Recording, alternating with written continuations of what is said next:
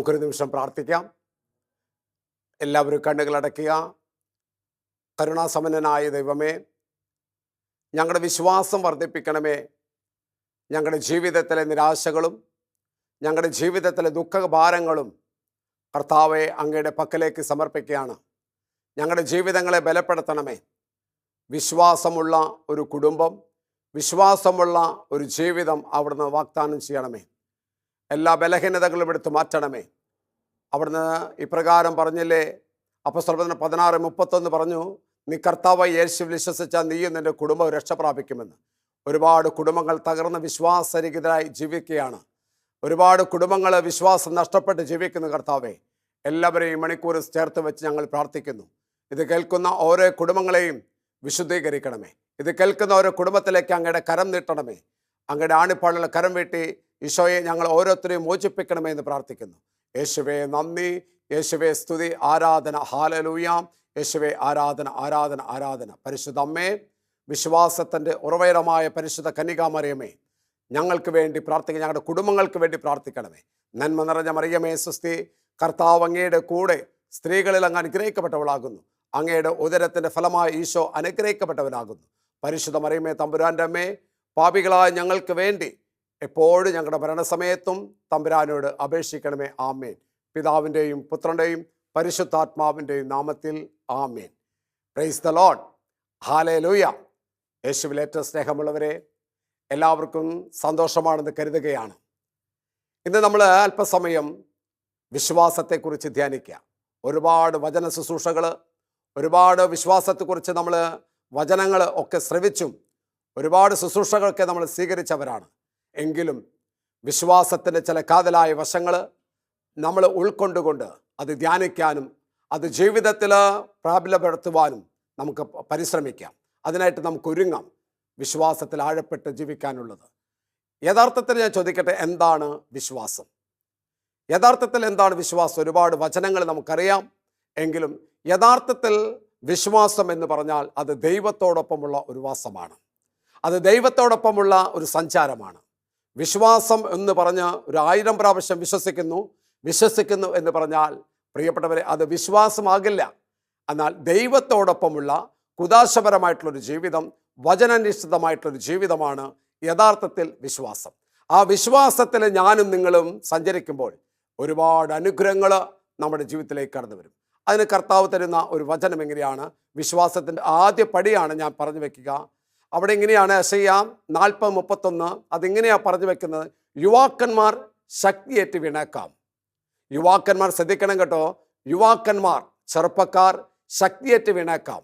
എന്നാൽ ദൈവത്തിൽ ആശ്രയിക്കുന്നവർ, ശ്രദ്ധിക്കുക, ദൈവത്തിൽ ആശ്രയിക്കുന്നവർ അവർ വീണ്ടും ശക്തി പ്രാപിക്കും. അവിടെ വീണ്ടും എന്ന് പറയുമ്പോൾ ഒരുപക്ഷെ വിശ്വാസം ജീവിച്ചിരുന്ന ചില വ്യക്തികൾ ജീവിതത്തിൻ്റെ സാഹചര്യങ്ങളിൽ പലപ്പോഴും വിശ്വാസം നഷ്ടപ്പെട്ട് കുടുംബജീവിതത്തിൽ, പ്രാർത്ഥന ജീവിതത്തിൽ നഷ്ടപ്പെട്ടു പോയിട്ടുണ്ടെങ്കിൽ ഇവിടെ കർത്താവ് പറയും, വീണ്ടും ശക്തി പ്രാപിക്കണമെങ്കിൽ ദൈവത്തോടുള്ള ആശ്രയത്വം വരണം. എന്നിട്ട് പറയാ, അവർ വീണ്ടും ശക്തി പ്രാപിക്കുന്നത് അവർ കഴുകിനെ പോലെ ചിറകടിച്ചു വരും.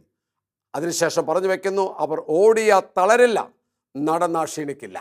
വിശ്വാസത്തിൽ എന്താണ് യഥാർത്ഥമായ വിശ്വാസം? ഈ വചനത്തിൽ പറഞ്ഞൊക്കെ ദൈവത്തോടുള്ള ആശ്രയത്വമാണ്.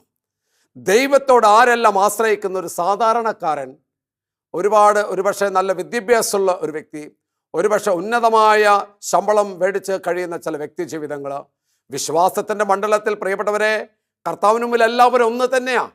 അതുകൊണ്ട് പറയാം, ഏത് മനുഷ്യനാകട്ടെ അവർ വിശ്വാസത്തിൻ്റെ ജീവിതം ജീവിക്കാൻ ആഗ്രഹിക്കുന്നതിൽ ആദ്യം ദൈവത്തോടുള്ള ആശ്രയത്വം നമ്മൾ ചെയ്യണം.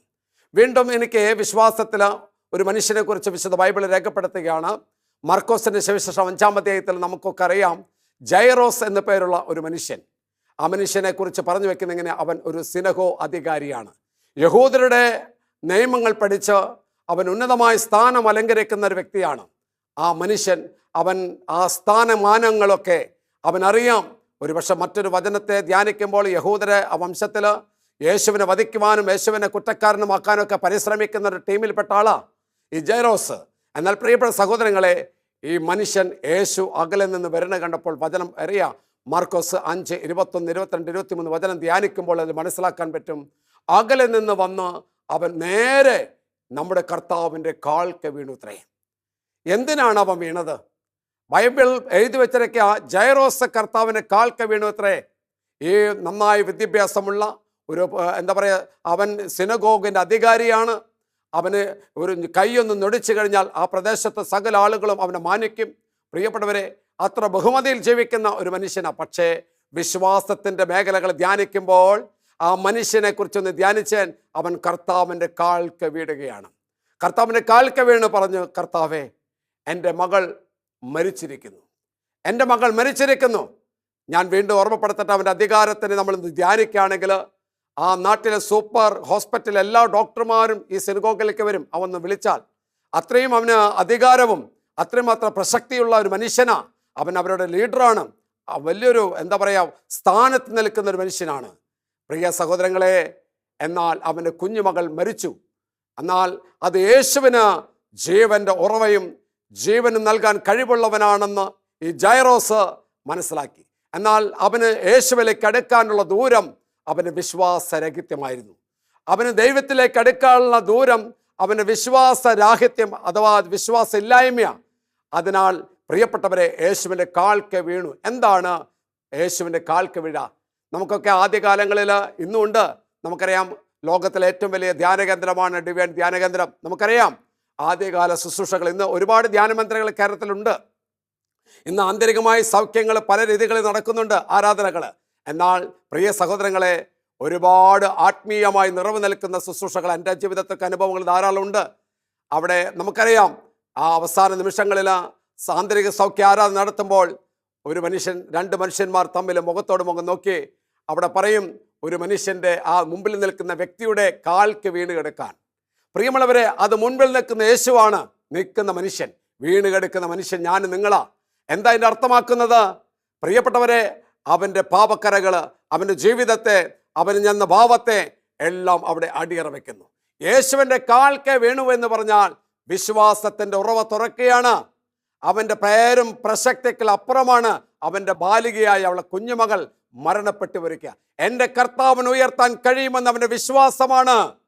എൻ്റെ ദൈവത്തിന് അവിടെ വന്ന് എൻ്റെ മകളെ ഉയർപ്പിക്കാൻ കഴിയുമെന്ന് യേശു ക്രിസ്തുവിന് അഥവാ വചനത്തിനെതിരെ നിൽക്കുന്ന ഈ സിനഗോഗ് അധികാരിക്ക് മനസ്സിലായത് കൊണ്ട് അവൻ കർത്താവിൻ്റെ കാൽക്ക് ശിരസ് നമിച്ചു. വിശ്വാസം എന്ന് പറയുന്നത് പരിപൂർണമായ ദൈവത്തിലുള്ള ആശ്രയത്വം എന്ന് ഞാൻ പറഞ്ഞു വയ്ക്കുമ്പോൾ ഇതാണ് നിന്റെ ഭാരങ്ങൾ.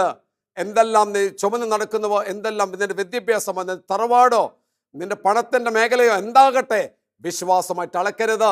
അത് നീ കർത്താവിൻ്റെ കാൽക്ക് വെക്കുക. അപ്പോൾ വചനം നമ്മെ പഠിപ്പിക്കുക. ജൈറോസ് അപ്രകാരം ചെയ്ത് കാൽക്ക് വീണപ്പോൾ വചനം പഠിപ്പിക്കുന്നു, യേശു ജൈറോസിന്റെ കൂടെ പോയി. ഹല്ലേലൂയ! വിശ്വസിക്കുന്നവരുടെ കൂടെ പ്രിയപ്പെട്ടവരെ കർത്താവ് സഞ്ചരിക്കും. വിശ്വാസം എന്ന് പറഞ്ഞാൽ അത് ദൈവത്തോടുള്ള പരിപൂർണമായ ആശ്രയത്വം എന്ന ആദ്യപടി ഞാൻ മനസ്സിലാക്കുന്നത് ഈ വചനത്തിൽ നിന്നാണ്. നമ്മുടെ അഹങ്കാരത്തെ, നമ്മുടെ പ്രസക്തിയെ, നമ്മുടെ പഠനത്തെ എല്ലാം യേശുവിൻ്റെ കാൽക്ക് വയ്ക്കുമ്പോൾ നിന്റെ കൂടെ വരുന്ന ഒരു കർത്താവാണ് പ്രിയമുള്ളവരെ നമ്മുടെ കർത്താവ്.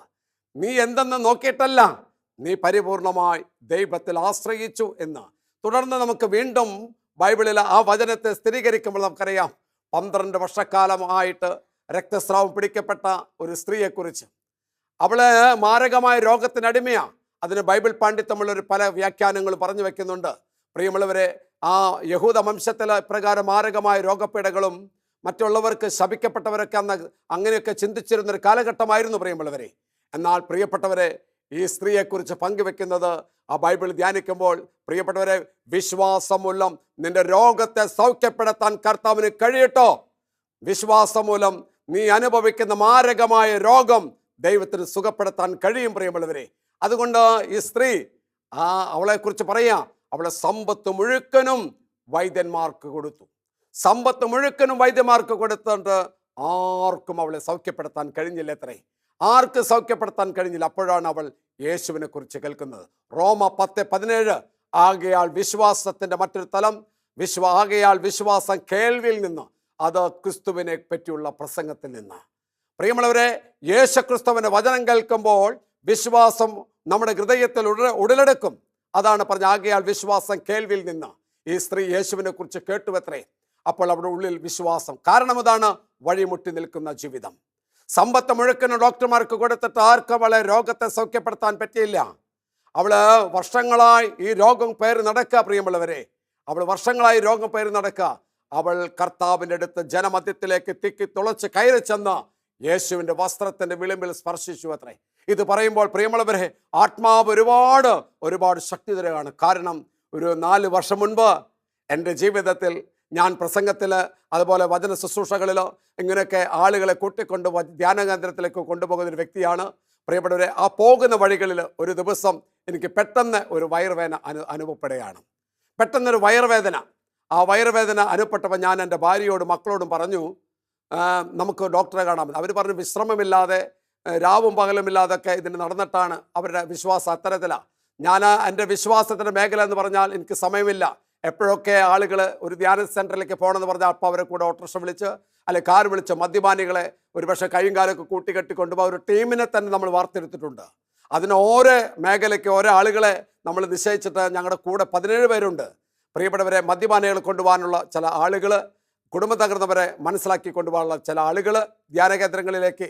ഇങ്ങനെ തൃശ്ശൂർ അതിരൂപതയോട് ബന്ധപ്പെട്ട ബഹുമാനപ്പെട്ട ഫ്രാൻസിസ് തലക്കോട്ടൂരച്ഛൻ്റെ നേതൃത്വത്തിൽ അസിസ്റ്റ് പ്രയർ ടീം എന്ന് പറഞ്ഞിട്ട് ആ ടീം നയിക്കുന്നുണ്ട്. അതിൽ ഒരു പ്രധാനപ്പെട്ട ഒരു വ്യക്തിയായിട്ട് എന്നെ അവർ ചുമതലപ്പെടുത്തിയിട്ടുണ്ട്.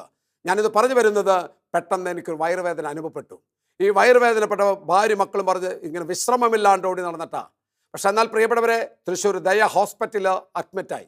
അവിടെ ഞാൻ ഇങ്ങനെ കിടക്കുന്ന സമയത്ത് വിശ്വാസത്തെക്കുറിച്ചൊക്കെ ഒരുപാട് ക്ലാസ്സും അല്ലെങ്കിൽ കുടുംബങ്ങളെക്കുറിച്ചൊക്കെ പറഞ്ഞു കൊടുക്കുക ആളുകൾക്ക്. പക്ഷേ എൻ്റെ ജീവിതത്തിൽ അല്പം പോകുന്ന ചഞ്ചലിപ്പ് ഉണ്ടായില്ല. ഞാനിങ്ങനെ അവിടെ ഭാര്യ പറഞ്ഞു, എന്താ ഇങ്ങനെ ഇത്ര നാൾ പ്രാർത്ഥനയ്ക്ക് നടന്നിട്ട് ഒക്കെ ഇങ്ങനെ സംഭവിക്കണേ എന്ന്. അവരുടെ വിശ്വാസ രാഹിത്യത്തിൻ്റെ ആദ്യപടി തുടങ്ങുക. വിശ്വാസത്തിലായിരിക്കുമ്പോൾ കഷ്ടപ്പാടുകളും രോഗങ്ങളും വരുമ്പോൾ അതൊരു പരിശോധനയാണെന്ന് മനസ്സിലാക്കാൻ കഴിയാതെ പലവർക്കും പല കാര്യങ്ങൾ ചിന്തിച്ചു പോയേക്കാം. എന്നാൽ പ്രിയപ്പെട്ടവരെ, എനിക്ക് അങ്ങനെ ഒരു മനസ്സിലെ ചിന്തയെ വന്നില്ല. കാരണം ഞാൻ എൻ്റെ ദൈവത്തോടൊപ്പമാണ്. ഞാൻ വിശ്വസിക്കുന്നത് കർത്താവായ യേശു ക്രിസ്തുവിനെയാണ്. എനിക്ക് വേണ്ടി എൻ്റെ പാപങ്ങൾ ഏറ്റെടുത്ത് കാൽവരി കുരിശിൽ മരിച്ച ഒരു ദൈവത്തോടൊപ്പമാണ് ഞാൻ സഞ്ചരിക്കുന്നത്. എനിക്ക് നല്ല ഉത്തമമായ ബോധ്യമുണ്ട്. വിശ്വാസത്തിൽ ഞാൻ പരിപൂർണമായിട്ട് ബോധ്യപ്പെട്ട് നിൽക്കുന്നൊരു വ്യക്തിയാണ്. എന്നാൽ ഒരു 10 ദിവസത്തോളം അവിടെ അഡ്മിറ്റായി കിടന്നു. പ്രിയപ്പെട്ടവരെ, അതിനുശേഷം ഡിസ്ചാർജ് വീട്ടിലേക്ക് വന്നു. ഡോക്ടർമാർ പറഞ്ഞൊരു കുഴപ്പമില്ല, ഒന്നുമില്ല. വീട്ടിൽ വന്ന് അല്പം കഞ്ഞി കുടിച്ചുകൊണ്ടിരിക്കും, വീണ്ടും പഴയ വേദന അനുഭവപ്പെടുക. ഞാൻ അങ്ങനെ അവിടെ നിന്ന് മക്കളെയും കൂട്ടി വീണ്ടും അവിടെ ചെന്ന് ഡോക്ടറെ വിളിച്ചു. ഡോക്ടറെ വിളിച്ചു കഴിഞ്ഞ് ഡോക്ടർ പറഞ്ഞു അവിടെ അഡ്മിറ്റാക്കാൻ പറഞ്ഞു. പിറ്റേ ദിവസം രാവിലെ വന്നു. അവർ നോക്കുമ്പോൾ ഒന്നും കാണുന്നില്ല. ഞാൻ പറഞ്ഞു, എനിക്കൊരു ഓപ്പറേഷൻ വേണം. പെട്ടെന്ന് ഇങ്ങനെ ചിന്തിക്കുക, എവിടെ നിന്നാണ് വന്നതെന്നറിയില്ല. ഞാൻ ദൈവത്തിൻ്റെ ആത്മാവിനോട് പ്രാർത്ഥിച്ചു. ദൈവത്തിൻ്റെ ആത്മാവിന് ഞാൻ നന്നായി പ്രാർത്ഥിച്ചു. അപ്പോൾ ഡോക്ടറോട് ഇങ്ങനെ പറയാൻ പറഞ്ഞു, എനിക്കൊരു ഓപ്പറേഷൻ. ഡോക്ടർമാർ, നീ മരമണ്ടന. കാരണം പേഷ്യൻ്റ് അല്ല, രോഗിയല്ല, ഒരു ഓപ്പറേഷൻ വേണമെന്ന് പറയാം. എല്ലാവർക്കും മനസ്സിലാവുന്ന കാര്യമാണ്. പക്ഷേ എന്നോട് അത് പറഞ്ഞപ്പോൾ എൻ്റെ ഭാര്യ മക്കളൊക്കെ കളിയാക്കി തിരിച്ചു, ഡോക്ടറും കളിയാക്കി തിരിച്ചു. എന്നാൽ പ്രിയപ്പെട്ടവരെ, വിശ്വാസത്തിൽ ജീവിക്കുന്ന ഒരു വ്യക്തിയുടെ ഉള്ളിൽ നിന്ന് പരിശുദ്ധാത്മാവ് ചിലത് പറയിപ്പിക്കും. അത് നമ്മൾ തിരിച്ചറിയണം. ഞാൻ പറഞ്ഞ ഓപ്പറേഷൻ വേണം. അപ്പോൾ ഡോക്ടറോട് ബലമായി പറഞ്ഞപ്പോൾ എൻ്റെ ഭാര്യ പറഞ്ഞു, അദ്ദേഹം ഒരു പ്രാർത്ഥനയിലുള്ള ആളാണ്, അതിന് സാറെ അദ്ദേഹത്തിന് സമാധാനം കിട്ടണമെങ്കിൽ എന്തെങ്കിലും ചെയ്യുക. സാറ് പറഞ്ഞു, ഞാൻ ഇവിടെ മറ്റു ഡോക്ടർമാരെ സംസാരിക്കട്ടെ എന്ന് പറഞ്ഞു. പ്രിയപ്പെട്ടവരെ, അവരുമായി സംസാരിച്ചു കഴിഞ്ഞ് എനിക്ക് വേണ്ടി അവർ മനസ്സോടെ എന്നെ ഓപ്പറേഷൻ വിധേയപ്പെടുത്താം. ഓപ്പറേഷൻ വിധേയപ്പെടുത്തി 3 കീക്കോൾ ചെയ്യുക. എൻ്റെ വരണായത്തെ 3 കീക്കോൾ. ആ 3 കീക്കോളിനുള്ളിൽ പരിശോധന നടത്തി അവർ ഓപ്പറേഷൻ ചെയ്തപ്പോൾ പ്രിയപ്പെട്ടവരെ, ഒരു ചെറിയ ഒരു കാക്കപ്പുള്ളിയുടെ വട്ടത്തിൽ ഒരു മാംസം ഇങ്ങനെ കറുത്ത കളറിൽ അവരിങ്ങനെ പുറത്തേക്ക് എടുത്തിട്ട് അവരത് പരിശോധിച്ചു. ആദ്യ പരിശോധനയിൽ അവർക്ക് സംശയം തോന്നി. രണ്ടാമത് അവർ ഡൽഹിയിലേക്ക് അയച്ചു. പിന്നെ മൂന്നാമത് അവർ മദ്രാസിലേക്ക് അയച്ചു. അതിനുശേഷം അവർ പറഞ്ഞു, ഞാനൊരു ക്യാൻസർ പേഷ്യൻ്റ് ആണെന്ന്. ഹല്ലേലൂയ ഒന്ന് പറഞ്ഞ് ഹല്ലേലൂയ. ദൈവത്തോടൊപ്പം വിശ്വാസം അർപ്പിച്ച് ദൈവത്തിൻ്റെ വചനത്തെ മുറുകെ പിടിച്ച് അനുദിനം വിശുദ്ധ കുർബാനയിൽ ആദരവോടെ നിൽക്കുന്ന വിശ്വാസ തീപ്പന്തമായി നിൽക്കുന്ന എൻ്റെ ജീവിതത്തിൽ പ്രിയപ്പെട്ടവരെ, വിശ്വാസം നിൽക്കുമ്പോൾ തന്നെ വീണ്ടും ഒരു പരീക്ഷണം വരികയാണ്. പ്രിയ സഹോദരങ്ങളെ, അല്പം പോലും ഭയമില്ല. കാരണം വിശ്വാസത്തെക്കുറിച്ച് നന്നായി എനിക്കറിയാം. അതുകൊണ്ട് അല്പം പോലും ഭയമില്ല. ഞാൻ അത് പരിശോധിച്ചപ്പോൾ ക്യാൻസറാണെന്ന് മനസ്സിലാക്കി. പ്രിയപ്പെട്ട സഹോദരങ്ങളെ, ഒരൊറ്റ വേദന മാത്രം ഉണ്ടായിരുന്നുള്ളൂ. ഞാൻ ഒരുപാട് വ്യക്തികളുമായിട്ട് പരിചയമുണ്ട്. ഞാൻ അത്രമാത്രം സമ്പന്ന കുടുംബത്തിൽ ജനിച്ചവനല്ല. അനുദിനം എൻ്റെ മക്കളുടെ വരുമാനത്തിൽ ഞങ്ങളൊക്കെ ജീവിച്ചു പോകുന്ന കൊച്ചു കുടുംബം. അതിൽ നിന്ന് തന്നെ അനേകരെ സഹായിക്കും നമ്മൾ. അങ്ങനെ കിട്ടുന്നതിൽ ഒരു ദശാംശം മാറ്റിവെച്ച് ജീവിക്കുന്നൊരു കുടുംബമാണ്. പ്രിയപ്പെട്ടവരെ, 2000 രൂപയും കൊണ്ടാണ് അമല ഹോസ്പിറ്റലിലേക്ക് ഈ റിസൾട്ടുമായി ചെന്നത്. അവിടെ ചെന്നപ്പോൾ എൻ്റെ കയ്യിൽ ജപമാലയുണ്ട്. ഇന്നും എൻ്റെ കയ്യിൽ ജപമാലയുണ്ട്. ഞാൻ എവിടെ പോകുമ്പോൾ കഴുത്തിലും അതുപോലെ നമ്മുടെ പോക്കറ്റിലൊക്കെ ജപമാല ഉണ്ടാകും പ്രിയമുള്ളവരെ. ഈ ജപമാല എടുത്ത് ഇങ്ങനെ കൈപ്പിടിച്ചേക്കാം. ഈ ജപമാല ഒരു ക്ലാസ് ഡോക്ടർ ഇങ്ങനെ ഇരിക്കുക. ഡോക്ടർ സൗരഭ് എന്നാണ് പേര്. നല്ലൊരു വാര്യരായ മനുഷ്യൻ. അദ്ദേഹത്തിൻ്റെ പേര് പറഞ്ഞോളാൻ അദ്ദേഹം പറഞ്ഞത് കൊണ്ടാണ് ഞാനിത് പറയുന്നത്. പ്രിയപ്പെട്ടവരെ, ക്ലാസ്സിൽ മേശയുടെ ക്ലാസ്സിൽ എൻ്റെ ജപമാല ഒന്ന് മുട്ടി കഴിഞ്ഞപ്പോൾ പ്രിയപ്പെട്ടവരെ, ഡോക്ടർ നിങ്ങൾ എന്താ ജോലി എന്ന് ചോദിച്ചപ്പോൾ ഞാൻ പറഞ്ഞു സുവിശേഷമാണ് ജോലി, അതൊരു പ്രേക്ഷിത ദൗത്യമാണ് എന്നൊക്കെ പറഞ്ഞു. പ്രിയപ്പെട്ടവരെ, ഡോക്ടർ ഇങ്ങനെ ഇരുന്ന് പറയാം, ഇതൊരു ക്യാൻസറയാണ്, താങ്കൾക്ക് 7 കീമോതെറാപ്പി വേണം, ഒരെണ്ണത്തിന് 70,000 രൂപയോളം ഏകദേശം വരും. അപ്പം ഞങ്ങൾ മെഡിക്കൽ കോളേജിലേക്ക് പോകാമെന്നുള്ള ധാരണയിലിരിക്കുക, നന്നായി പ്രാർത്ഥിച്ചു കൊണ്ടിരിക്കാം. അങ്ങനെ ഭാര്യയോടും മക്കളോടും ഡോക്ടർ റൂമിലിരിക്കാൻ പറഞ്ഞു, എന്നോട് പുറത്തിരിക്കാൻ പറഞ്ഞു. പ്രിയപ്പെട്ടവരെ, ജപമാല എടുത്ത് ഞാനിങ്ങനെ പ്രാർത്ഥിച്ചു കൊണ്ടിരിക്കുമ്പോൾ പ്രിയ സഹോദരങ്ങളെ, എനിക്ക് ഒരു ഫോൺ കോൾ വരികയാണ്. ഈ ഫോൺ കോൾ വന്നിട്ട് എന്നോട് പറഞ്ഞ സന്ദേശം എങ്ങനെയാണ്, ബ്രദർ ഡോക്ടർ എന്താണ് പറഞ്ഞത്? അപ്പം ഞാൻ പറഞ്ഞു എനിക്കൊരു ക്യാൻസർ രോഗമാണ് എന്ന് അറിഞ്ഞു. അതുകൊണ്ട് ബ്രദർ ഒരു കാര്യം ചെയ്യണം, ഒരു കാരണവശാലും ഭയപ്പെടരുത്. ബ്രദറുടെ വിശ്വാസമാണ് എന്നെയും കുടുംബത്തെയും രക്ഷിച്ചത്. ബ്രദറുടെ പ്രാർത്ഥനയുടെ ശക്തിയും ബ്രദറുടെ വചനം ഞങ്ങൾക്ക് നൽകിയത് കൊണ്ടാണ് ഞങ്ങൾ ഇന്ന് വിശ്വാസത്തിൽ വിശുദ്ധ കുർബാന ജീവിക്കുന്നത്. അതുകൊണ്ട് ബ്രദറെ, സമ്പത്ത് കൊണ്ട് ഒരിക്കലും ഈ ട്രീറ്റ്മെൻറ്റ് മുടങ്ങിപ്പോകരുത്.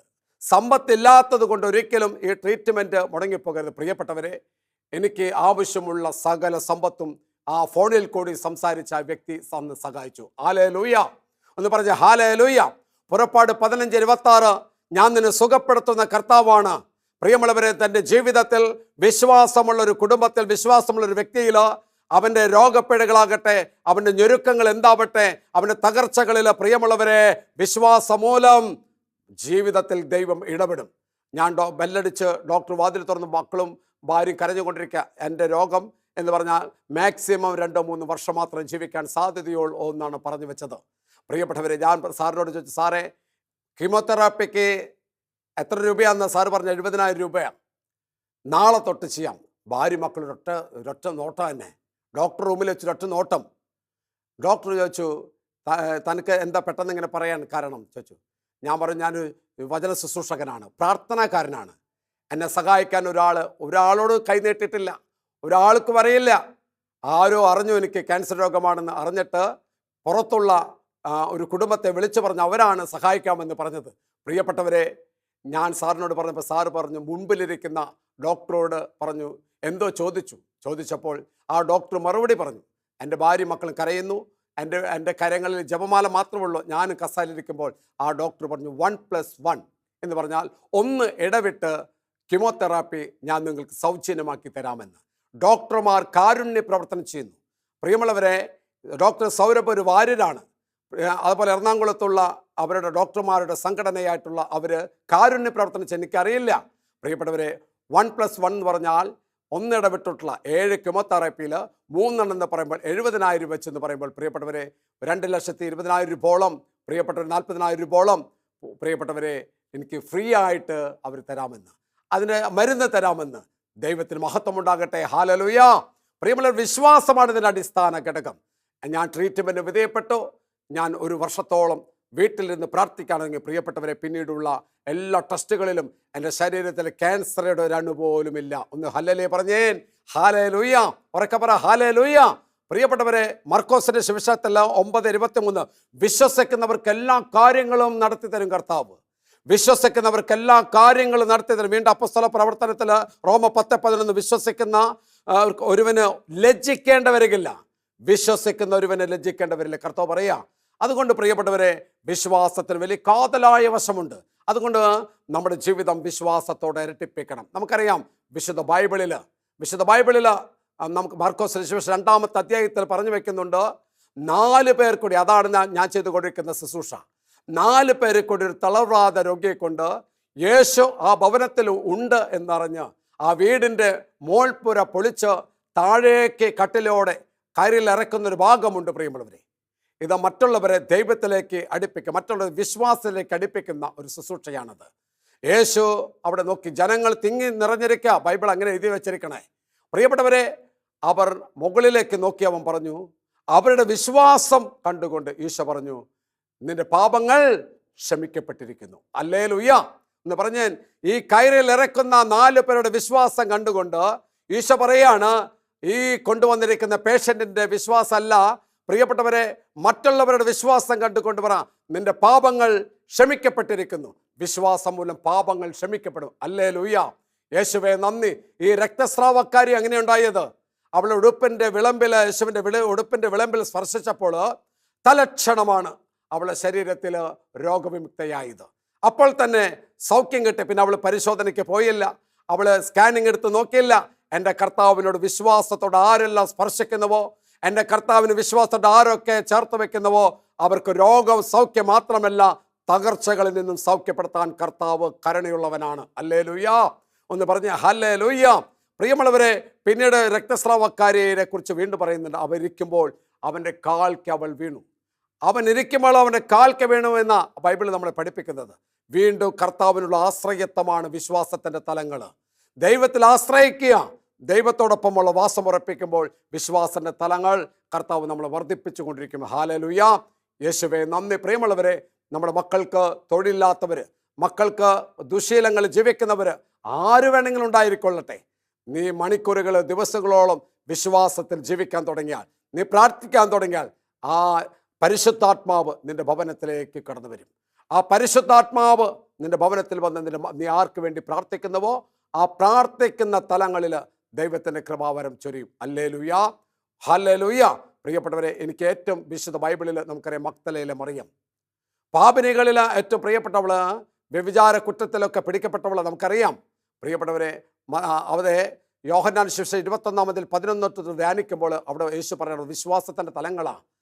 അവള് കുനിഞ്ഞിരുന്ന് യേശുവിൻ്റെ കല്ലറയിൽ നോക്കുമ്പോൾ അവിടെ പറയുന്നുണ്ട്, തോട്ടക്കാരനാണെന്ന് കരുതിയിട്ട് എൻ്റെ കർത്താവിനെ അവരെടുത്തു കൊണ്ടുപോയി. എവിടെ വെച്ചെങ്കിൽ പറയുക എന്ന്. എൻ്റെ കർത്താവിന് വിശ്വാസത്തിൻ്റെ തലങ്ങളാണ്. ദൈവത്തെ കണ്ടെത്തിയപ്പോൾ അവൾ പുതിയ സൃഷ്ടിയായി മാറി. പ്രിയമുള്ളവരെ, കർത്താവിനെ അവൾ കണ്ടെത്തുന്ന സമയത്ത് അവളെ പ്രകാരക്കാരിയായിരുന്നു എന്നുള്ളതല്ല, പിന്നീട് അവൾ ദൈവത്തോടൊപ്പം വിശ്വാസ ജീവിതം നയിക്കപ്പെട്ടപ്പോൾ പ്രിയപ്പെട്ടവരെ, അവൻ്റെ മരണസമയത്ത് പോലും അവൾക്ക് അകന്നു പോകാൻ കഴിയാത്ത പോലെ ബന്ധം സ്ഥാപിക്കുക. നമുക്ക് വിശ്വാസം എന്ന് പറഞ്ഞാൽ അത് കർത്താവുമായിട്ടൊരു ബന്ധമാണ്. ദൈവത്തിലുള്ള ആശ്രയത്വം എന്ന് പറയുന്നത് അത് വിശ്വാസത്തിൻ്റെ തലങ്ങളാണ്, ദൈവത്തോടൊപ്പം സഞ്ചാരമാണ്. പ്രിയമുള്ളവരെ, അതിലേക്ക് നമുക്ക് കടന്നു വരാൻ നമ്മുടെ ജീവിതങ്ങളെ ക്രമപ്പെടുത്താം. അതുകൊണ്ട് എനിക്ക് നിങ്ങളുടെ മുമ്പിൽ പറയാനുള്ളത്, ഏതവസ്ഥകളിലും വിശ്വാസത്തെ രക്ഷിക്കാൻ പറ്റും, വിശ്വാസത്തെ രക്ഷിക്കാൻ പറ്റും. മോശയെക്കുറിച്ച് നമുക്കറിയാം. പ്രിയമുള്ളവരെ, മോശ ചെങ്കടലിന് മുമ്പിൽ പെട്ടുപോയ കഥകളെക്കുറിച്ചൊക്കെ നമുക്കറിയാം. ആ ഫറവോന്റെ സൈന്യം പുറകിൽ, ശത്രു സൈന്യം പുറകിൽ, എന്നാൽ അവർ ചെന്നുപെട്ടത് ചെങ്കടൽ. അവിടെ വിശ്വാസത്തിൻ്റെ തീ കത്തിജ്വലിക്കുന്നതായി നമുക്ക് കാണാൻ പറ്റും. മോശ എന്താ ചെയ്തത് നമുക്കറിയാം. കടൽ നേരെ നീട്ടിപ്പിടിച്ച് അവൻ്റെ അനുഗ്രഹത്തിൻ്റെ വടി. പ്രിയമുള്ളവരെ, വിശ്വാസത്തിൽ ജീവിക്കുന്നവരുടെ എല്ലാ ചെങ്കടലുകളും കർത്താവ് മുറിച്ചു കടത്തും. വിശ്വാസത്തിൽ ജീവിക്കുന്നവർക്ക് എല്ലാ പ്രതികൂല സാഹചര്യങ്ങളും അനുകൂല സാഹചര്യങ്ങളാക്കി മാറ്റും. അതാണ് വിശ്വാസത്തിൻ്റെ തലങ്ങൾ. അതുകൊണ്ട് പ്രിയപ്പെട്ടവരെ, വിശ്വാസത്തിലാണ് യഥാർത്ഥത്തിൽ ഒരു ക്രിസ്ത്യാനി ജീവിക്കേണ്ടത്. വിശ്വാസമില്ലെങ്കിൽ ദൈവത്തിന് അവൻ്റെ ജീവിതത്തിൽ ഒന്നും ചെയ്യാൻ കഴിയില്ല. Praise the Lord. ഒന്ന് പറഞ്ഞ ഹല്ലേലൂയ. യേശുവേ ആരാധന, യേശുവേ മഹത്വം. ഇനി വിശ്വാസം മൂലം ഒരു കാര്യം കൊണ്ട് പറഞ്ഞ, വിശ്വാസം മൂലം പറയുക, നിന്റെ കടം വീട്ടാൻ കർത്താവിന് കഴിയും. നീ കടബാധ്യതയിലാണോ? ബിസിനസ് നടത്തി തകർച്ചയിലാണോ? നീ ഒരുപക്ഷെ ദൈവത്തോട് ചോദിക്കാതെ പല കാര്യങ്ങൾ നടത്തി കടബാധ്യതയിലാണോ? കടം വീട്ടുന്നൊരു ദൈവത്തെക്കുറിച്ച് വിശുദ്ധ ബൈബിളിൽ എഴുതി വെച്ചിട്ടുണ്ട്. നിങ്ങൾ ഇന്ന് രാത്രിയിൽ നോക്കണം പ്രിയമുള്ളവരെ. വിശുദ്ധ ഗ്രന്ഥം തുറന്ന് 2 രാജാക്കന്മാരുടെ പുസ്തകം 4-ാം അധ്യായത്തിൽ 1 തൊട്ട് 7 വരെ ധ്യാനിച്ചോ, നീ ആത്മഹത്യ ചെയ്യേണ്ട കാര്യമില്ല. കടബാധ്യതയിൽ നിന്റെ ജീവിതത്തിൽ വിശ്വാസമുണ്ടെങ്കിൽ കർത്താവ് ഇത് ഉയർത്തും. അതിൽ പറഞ്ഞു വെക്കുന്നുണ്ട്. പ്രിയപ്പെട്ടവരെ, കർത്താവിൻ്റെ വചനം നമ്മെ ഓർമ്മപ്പെടുത്താം. ഒരു ഭർത്താവ്, ഒരു ഭാര്യ, ഒരു കുടുംബം. അവൾ വന്ന് ഏലീശ പ്രവാചകന്റെ അടുത്ത് വന്ന് പറയുന്നൊരു ഭാഗമുണ്ട്. വിശ്വാസത്തിൻ്റെ തീയാണ്. എൻ്റെ ഭർത്താവ് ഒരു ദൈവഭക്തനാണെന്ന് അറിയാമല്ലോ. വിശ്വാസത്തിൻ്റെ ആദ്യത്തെ പടി ദൈവത്തിലുള്ള ആശ്രയത്വം, മറ്റൊന്ന് ദൈവഭക്തി. അതാണ് ഇവൾ പറഞ്ഞത്, എൻ്റെ ഭർത്താവ് ദൈവഭക്തനാണെന്ന് അറിയാമല്ലോ. അവൻ കടം വരുത്തിയവർ എന്നെയും മക്കളെയും അടിമകളാക്കാൻ വരികയാണ്. ബൈബിൾ എഴുതി വെച്ചേക്കാം. ഇന്നത്തെ പലിശക്കാർ അടിമകളാക്കാൻ പറ്റും ആധാരം മേടിച്ചു വെച്ച്, വണ്ടിയുടെ ബുക്കും പേപ്പറൊക്കെ മേടിച്ചു വെച്ച് അവസാനം ആത്മഹത്യത്തിലേക്ക് തള്ളിവിടുന്ന രീതിയിലെത്തുമ്പോൾ പ്രിയരെ മറക്കരുത്, നിന്റെ വിശ്വാസം വർദ്ധിപ്പിക്കണം. ഈ സ്ത്രീ ഉപമയിൽ കൂടി അങ്ങനെ പറഞ്ഞു വെക്കുന്നത്, ഏലീശ ചോദിച്ചു, നിന്റെ കയ്യിൽ എന്തുണ്ട്? അവൾ പറഞ്ഞു, ഒരു ഭരണി എണ്ണ മാത്രം. അയൽപ്പക്കത്തെ കാലിയായ പാത്രങ്ങൾ ശേഖരിക്കാൻ പറഞ്ഞ അമ്മയും മക്കളും കഥകടച്ചിരുന്നു. പ്രിയപ്പെട്ടവരെ, അവർ പകരാൻ തുടങ്ങി. പകരുന്തോറും എണ്ണ വർദ്ധിച്ചു, പകരുന്തോറും എണ്ണ വർദ്ധിച്ച അവസാനം പാത്രങ്ങളില്ല. അവർ ഏലീശയുടെ അടുത്ത് ചെന്ന് പറഞ്ഞപ്പോൾ എണ്ണയുടെ ഒഴുക്ക് നിലച്ചു. ഏലീശ പറഞ്ഞു, നിന്റെ ഭർത്താവ് ഒരു ദൈവഭക്തനായിരുന്നു, ഒരു വിശ്വാസിയായിരുന്നു. അതുകൊണ്ട് എണ്ണ വിട്ട് കടം വീട്ടുക, ബാക്കിയുള്ളത് കൊണ്ട് ഉപജീവനം നടത്തുക. പ്രിയപ്പെട്ടവരെ, നമ്മുടെ കർത്താവിനോടൊപ്പമുള്ള സമർപ്പണവും നമ്മുടെ കർത്താവിനുള്ള ആശ്രയത്വമാണ് വിശ്വാസം. ആരും പ്രിയപ്പെട്ടവരെ നിന്റെ ജീവിതം കൊണ്ട് വന്ന നിരാശയിൽ ആത്മഹത്യ ചെയ്യരുത്. വിശ്വാസത്തിൽ ഒരു വ്യക്തിക്ക് രക്ഷിക്കപ്പെടാൻ കഴിയും. വിശ്വാസത്തിൽ ഒരു വ്യക്തിക്ക് തിരിച്ചു വരാൻ കഴിയും. കണ്ണുകൾ അടച്ച് രണ്ട് കരങ്ങൾ യാചനരൂപത്തിൽ പിടിച്ച് നിന്റെ കടബാധ്യതകൾ, നിന്റെ ജരുക്കങ്ങൾ, രോഗപ്പിഴകൾ എന്ത് തന്നെ ആകട്ടെ, വിശ്വാസത്തിൽ കടിയറ വെച്ച് നമുക്ക് പ്രാർത്ഥിക്കാം. കർത്താവേ, വിശ്വാസം വർദ്ധിപ്പിക്കണമേ, വിശ്വാസം വർദ്ധിപ്പിക്കണമേ. Hallelujah, hallelujah. യേശുവേ, നന്ദി, നന്ദി കർത്താവേ. ഞങ്ങളുടെ ദുഃഖങ്ങളും വേദനകളെല്ലാം വിശ്വാസം വഴി നീക്കപ്പെടട്ടെ. കർത്താവിനോട് നമുക്ക് ഒരു പരിപൂർണമായിട്ട് ആശ്രയിക്കാം. ദൈവത്തിൽ പരിപൂർണമായി നമുക്ക് നമ്മുടെ കുടുംബത്തിന് ആശ്രയിക്കാം. അമ്മ മാതാവേ, അവിടുന്ന് ഞങ്ങളുടെ വിശ്വാസം വർദ്ധിപ്പിക്കാൻ അമ്മയുടെ മാധ്യസ്ഥതയിൽ ഞങ്ങൾ പ്രാർത്ഥിക്കുന്നു. സകല വിശുദ്ധന്മാരെ ഞങ്ങൾക്ക് വേണ്ടി പ്രാർത്ഥിക്കണമേ. നന്മ നിറഞ്ഞ മറിയമേ സ്വസ്തി, കർത്താവ് അങ്ങയുടെ കൂടെ സ്ത്രീകളിൽ അങ്ങ് അനുഗ്രഹിക്കപ്പെട്ടവളാകുന്നു. അങ്ങയുടെ ഉദരത്തിന് ഫലമായി ഈശോ അനുഗ്രഹിക്കപ്പെട്ടവനാകുന്നു. പരിശുദ്ധ മറിയമേ തമ്പുരാൻ്റെ അമ്മേ, പാപികളായ ഞങ്ങൾക്ക് വേണ്ടി എപ്പോഴും ഞങ്ങളുടെ മരണസമയത്തും തമ്പുരാനോട് അപേക്ഷിക്കുമേ. പിതാവിൻ്റെയും പുത്രൻ്റെയും പരിശുദ്ധാത്മാവിൻ്റെയും നാമത്തിൽ ആമേൻ.